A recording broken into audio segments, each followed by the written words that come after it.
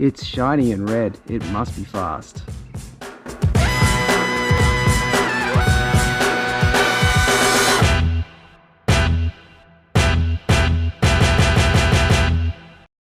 Hi guys, Manny from Ride Off Rescue here. Welcome back to the channel. Today we've got a new car for you.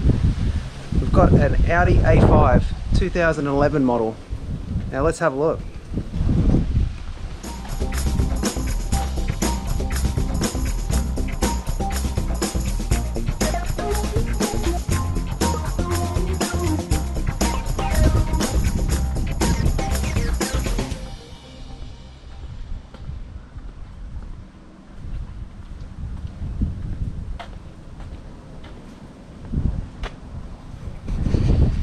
Now, besides the car being very dirty as usual, the eagle-eyed viewers among you might have noticed that there's some issue with the back window. Now, when I bought this car, this was the main reason that I thought the car had been written off. Basically, no one wants to replace the rear window. They're pretty expensive. I've been quoted upwards of 5,000, could even be closer to 10,000, and with the car being only worth say 15,000, it's pretty easy why you can see why people try and do an insurance claim and the insurance company will go ahead with it. Now we'll give you a bit more of a closer look at it and we'll show you how we can repair it for about $20. So you can see it's come away pretty much all the way around except for this corner on the left hand side. So all the way along the bottom it's all come off. And it's completely sagging inside, and of course it's going to be letting a lot of water in and it's not going to be doing its job, so let's get into it. Okay, so let's go through the plan of attack. Now, first thing we need to do is clean up this window. So we need to get rid of all the old adhesive there because they've used double-sided tape to originally stick this on. Now, the main reason why these windows come off is because the roofs just shrink. Because it's canvas material, over time they just shrink, especially if it's, you know, in extreme temperatures, down being cold and hot. Obviously it's going to shrink and expand, and eventually it just comes unsealed because the double-sided tape just can't take it anymore. Now, I have done this repair before on another car. I did have one of these cars for a few years myself and had the same problem, even though I had the car from when it was 3 years old and it was always garaged and it was never really left out in the hot or the cold. It's still over time shrunk like this. So really all of them are going to be doing this. All of the Audis from this sort of vintage generation over time are going to be doing this, and it's going to be either a costly repair to get the whole roof replaced or you can do it yourself. Now, last time I did try a couple of different methods. We tried doing just standard like Sikaflex. That didn't work very well. It lasted a very short time because it's very stretchy, and it, after you opened and closed the roof a couple of times, it just sort of came apart. So the other method that we found on the internet that was supposed to work is the double-sided tape like they've got in here. And you think maybe that might work, but we got the best quality VHB 3M stuff that you could find. And as soon as I washed the car the first time, the water just got onto the tape and just separated everything, and it had to start again. So what I did find finally that did work was you use a windscreen adhesive. So I'll show you the windscreen adhesive that we used last time. This one is a Bostik Simpson ISR 70-08AP. You can use other brands. It's as long as it's something that says on there that it's for sticking on windscreens, it should do the job. Now, this stuff is really strong. It's really thick when it comes out, so you have to kind of be really hard on the trigger on the caulking gun, but it does the job. I had it done last time for about 6 to 12 months at least, while I still had the car before I sold it, and it worked really well. So let's get started cleaning up and get into it, and we'll see how we go. So for starters, we're just getting in with the razor and we're just trying to cut off the excess of the double-sided tape here. After we've got rid of most of it with the razor blade, we'll get in with some Metho or Terps and that should then take off the rest of the residue, whatever's left. Of course, we'll try and get the vacuum in there and get rid of all these bits that we're cutting off before we glue it back on. So let's go to the high speed so you're not bored.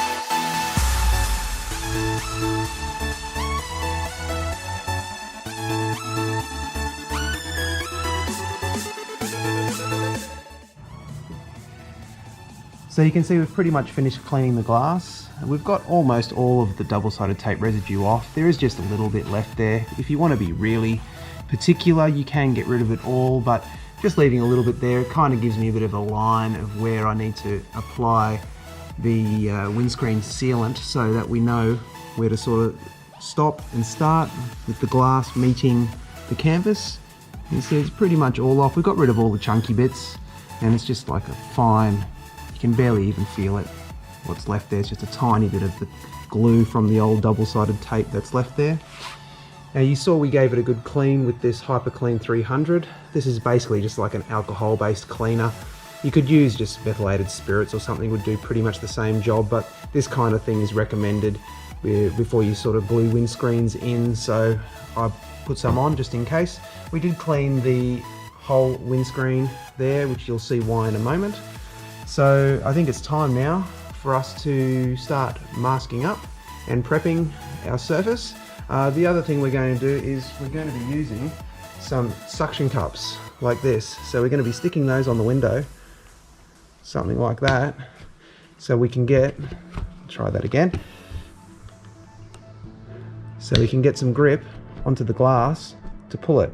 So what I'm going to do is I'm going to actually rig up some straps between here and up to the beam in the roof, not that one but the similar one behind me, and that way we can get the glass where we want it to be and it will hold it in place while the glue dries. So let's get started.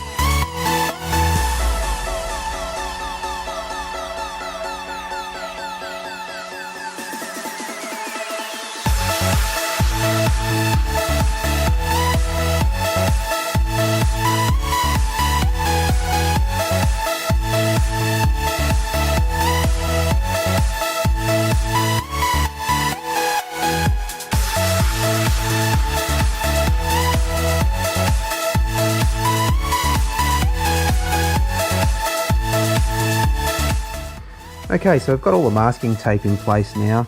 Now I've intentionally left just a small gap here. So what I'm planning to do is we're going to get the windscreen sealant under here, obviously where it's separated, on the glass and joining the canvas, but I also want to try and get a little bit just on the edge of the canvas here, sticking to the glass as well. And that'll make it just much easier in future to see if we've got a good seal all the way around, because if that's intact, then it'll be fine. So if we do a neat job, it'll look almost like factory, and we'll go from there.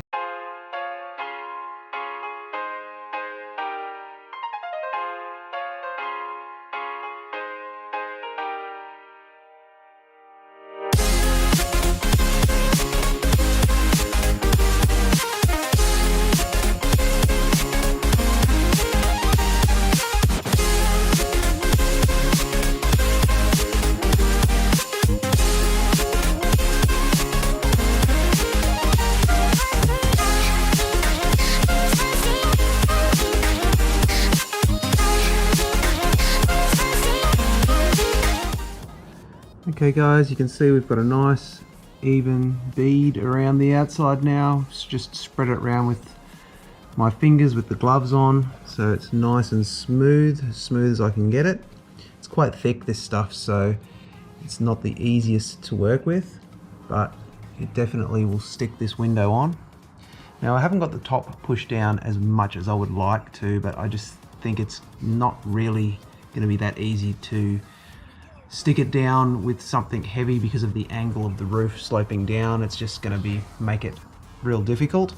So we'll leave it for now. We'll see how it looks after we take this tape off. So we'll leave it for a little while, and then I'll look at taking the tape off before it gets fully dried, just so we can get a nice edge. And if that's looking all right, then we'll go from there.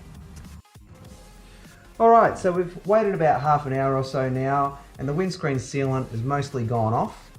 Now it's really time to take off the masking tape, because otherwise if we don't, the windscreen sealant is going to stick to the masking tape as well as the window, and it's going to make our life a bit more difficult later on. So if we gently peel it off now, it should give us some nice straight lines, and hopefully everything looks good underneath once we take it off and we haven't made too much of a mess.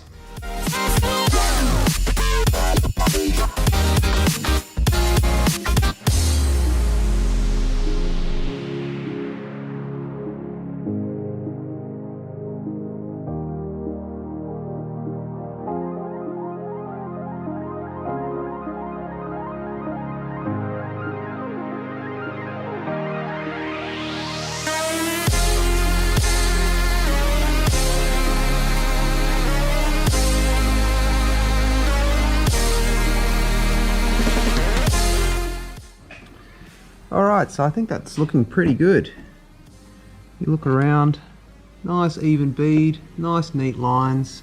There is a couple of dags like here, which we'll probably just leave it till it dries, and then we'll get the Stanley knife onto it and just neaten it up slightly, just so that's not sort of sticking up there. But look, overall I'm quite happy with that. It's come up nice and neat. And I think we've got a good seal on the window itself, so I think we should be good. So let's leave it for 24 hours, and then we'll see how it's looking after we take these guys off.